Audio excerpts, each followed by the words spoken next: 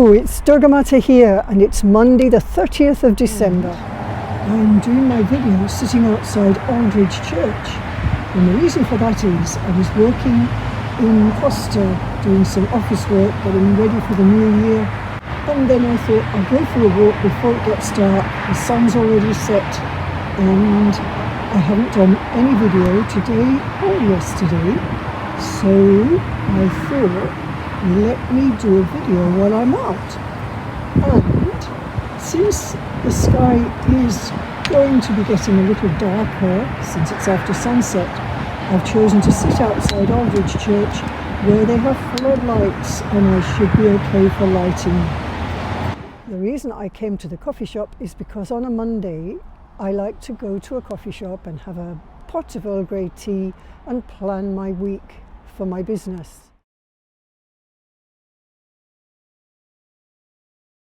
And I've been very busy over the last few days with Christmas and family, and today it's like, right, I need to get focus on the new year and what has to be done for my business now.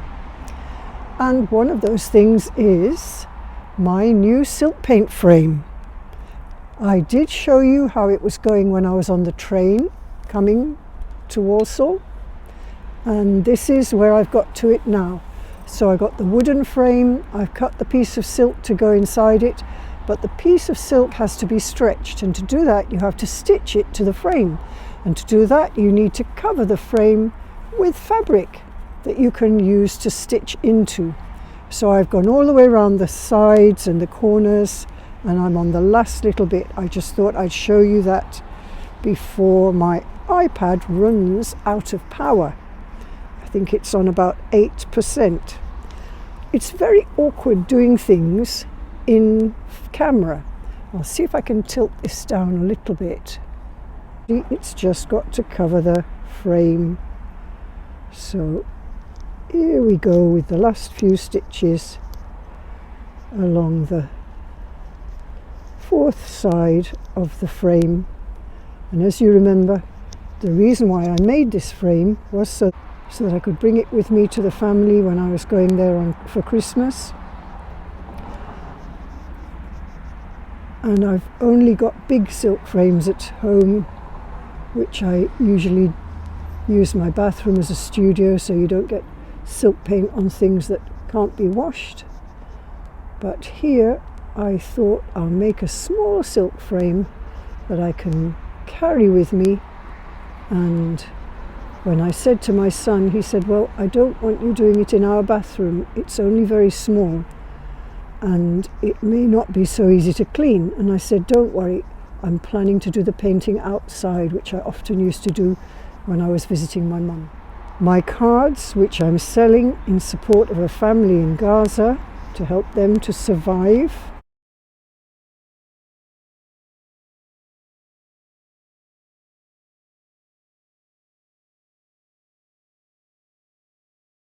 They aren't just ordinary peace cards, they are peace with justice and love freedom cards.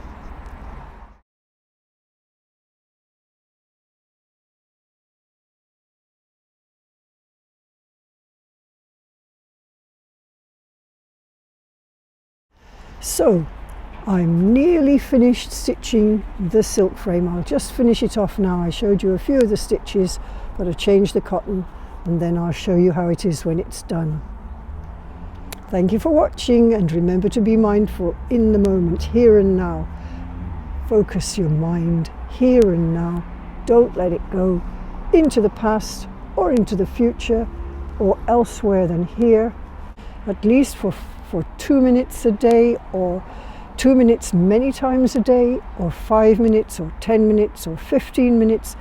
Take those breaks during the day when you take your mind off all the things that are bothering you, worrying you and stressing you out, and focus on the moment here and now.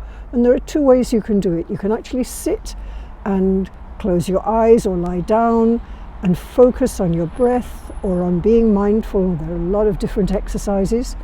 Or you can just bring your attention here and now to what you happen to be doing, whether that's stitching a silk frame like I am now, or maybe just walking somewhere, or eating something, or any other activity you do during the day, bring your mind here and now. Be conscious, be aware of when it wanders and what causes stress in your life, and make sure your mind is not a major contributor of stress, because that is one corner of stress that we have some power over. Okay, I'll see you in a bit. Bye. Okay, I found a way to show the stitching on the video by tilting it towards my lap. Threaded some new cotton and just stitching the last little bit up here, pinching both sides so there are no frayed edges, no raw seams, raw edges of fabric that might fray. And now coming to the corner, got to do a little bit more folding and tucking things out away from the raw edges. So that's on the top bit, that's on this side.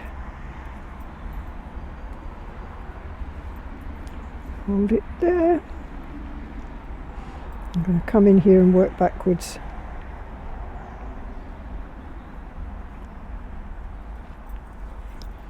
Absolutely no correct way to do this, it just has to be stitched up.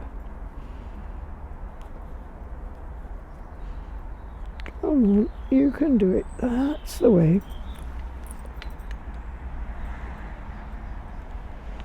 And the next thing I've got the silk. I can stitch the silk onto the frame once this job's done.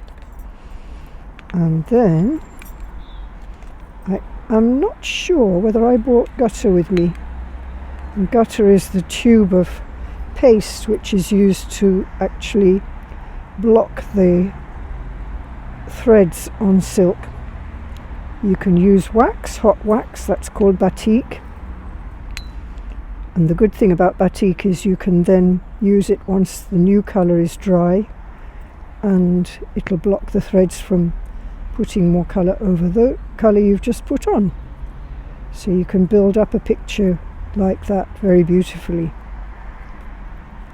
Now I'm going to move from this edge, tuck it under. It's a bit fiddly, but I can tuck it under like that.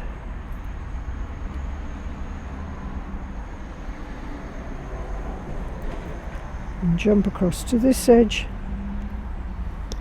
which I'm also tucking under. You can see a little gap there where the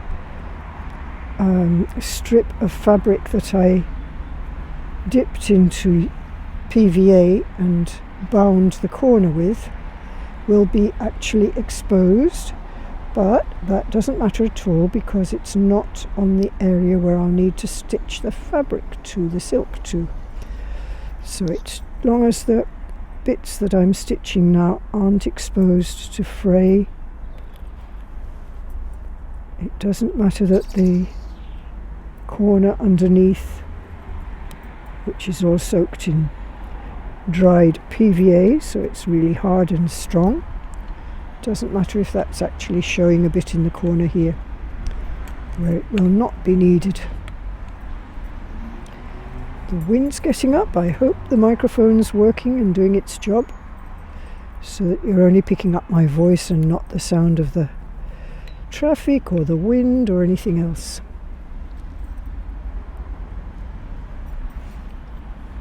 Very happy that I found this clever place to do some videoing, because everywhere else there was noise, like disturbance. Couldn't do it in Costa, there's people in Costa, would be disturbing to them, and couldn't do it out in the park because it was going to be getting dark. I wouldn't have had the light there. So then I saw the church and I thought, aha, that is a good idea. If you notice my left hand shaking, it's very annoying, but it isn't anything medically serious. I had a little bone that broke in my elbow when I fell in my young days, and when they found out that I'd got that broken bone, they had to do a little operation in my elbow to remove it. And I think they must have damaged the nerves, because ever since then I've had a shaky left hand. I was worried I might have Parkinson's when my hand started shaking, but they said it's called a tremulum, something like that, and it's not anything serious, it's just annoying. So I have a left hand tremulum. So I'm back home now, and I'm just going to show you the finished frame.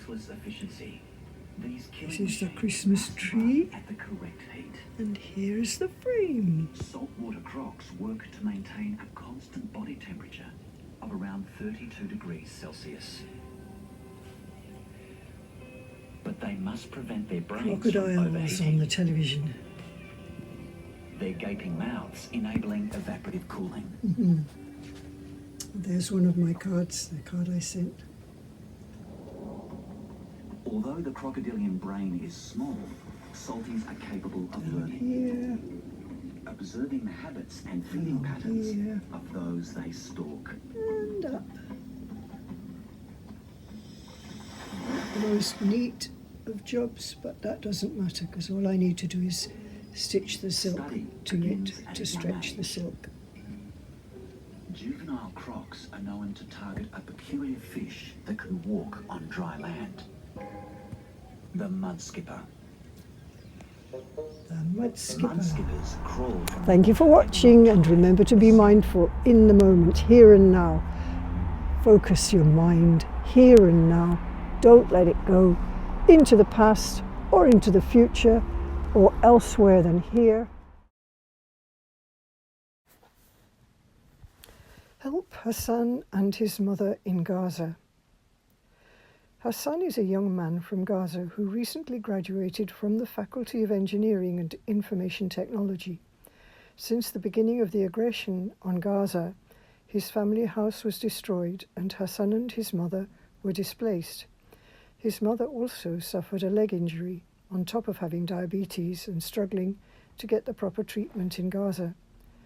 They are raising funds in order to be able to afford basic necessities which have become scarce and extremely expensive. Waterproof tents and tarps for the coming winter and rain, and the medical attention that Hassan's mother needs. Scan to donate. Thank you.